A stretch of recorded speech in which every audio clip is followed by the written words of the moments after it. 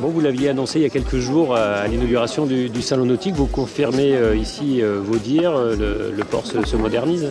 Le port continue de se moderniser puisque ce vaste chantier a été engagé il y a quelques années déjà et se poursuit et se poursuivra d'ailleurs parce qu'il reste beaucoup à faire et le port apportera aussi beaucoup à notre territoire, c'est une certitude vu les potentialités qu'il recèle. Aujourd'hui, nous inaugurons les travaux du quai de la Trinquette qui accueille la Grande Plaisance et nous le faisons un 2 novembre. On aurait pu l'inaugurer aussi au printemps, avant la saison estivale. J'ai voulu qu'on se donne un petit peu de temps parce que c'est l'occasion aussi de démontrer que notre tourisme n'est plus seulement un tourisme estival, mais que voilà, un 2 novembre, on a des dizaines de milliers de personnes sur notre territoire. Qui viennent pour s'y promener, qui viennent pour le salon nautique, qui viennent pour Cap Échec, qui la semaine dernière est venu pour le plus grand tournoi de tennis amateur au monde, ou bien pour le plus grand tournoi d'échecs de France, ou bien même pour l'Opti Cup qui a eu lieu il y a quelques jours.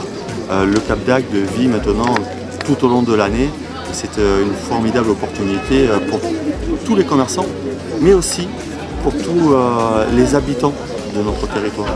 Parce que ce que je voudrais que nous arrivions à partager, c'est que cette ressource économique profite en premier lieu aux habitants de notre territoire. Puisque c'est grâce à cette ressource que nous sommes en capacité d'améliorer la qualité de notre cadre de vie. Et le tout, vous l'avez précisé aussi, autour, vous voulez créer une connexion autour du littoral entre certains quartiers du Cap? Oui, deux choses. La première, c'est avoir une promenade qui longe tout le littoral agatois. C'est-à-dire en partant de la jetée du Gros d'Agde, on peut circuler aujourd'hui jusqu'au Cap d'Agde, on peut faire le tour des bassins du port pour aller vers la Grande Conque et continuer vers le Môle et la Roquille pour arriver à Port-en-Beaune. C'est une promenade exceptionnelle.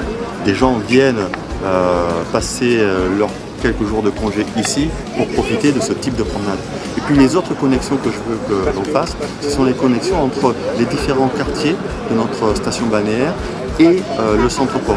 Et il y en a une que l'on va très rapidement embellir, remettre à jour, c'est celle qui qui sera plus belle encore demain, entre le quartier historique du Môle et le centre-port. Donc la place du Môle a été refaite, nous avons engagé des travaux sur l'allée de la Fannerie qui viendront se connecter à l'angle du quai Jean-Michel et du quai Beaupré, ici même où nous sommes. Voilà, donc c'est moderniser notre territoire tout en respectant son identité et son histoire. Bon, merci monsieur le maire. Merci, à bientôt.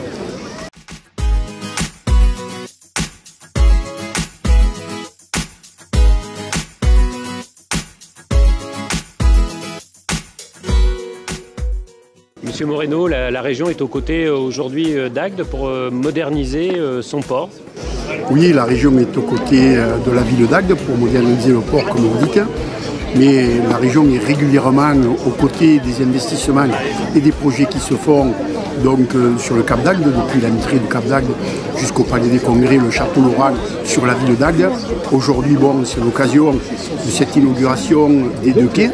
Donc avec une particularité, c'est que, comme je le disais tout à l'heure dans mon intervention, dans le cadre du plan littoral 21, il y a un axe qui a été défini, c'est l'axe de prioriser l'équipement numérique des ports.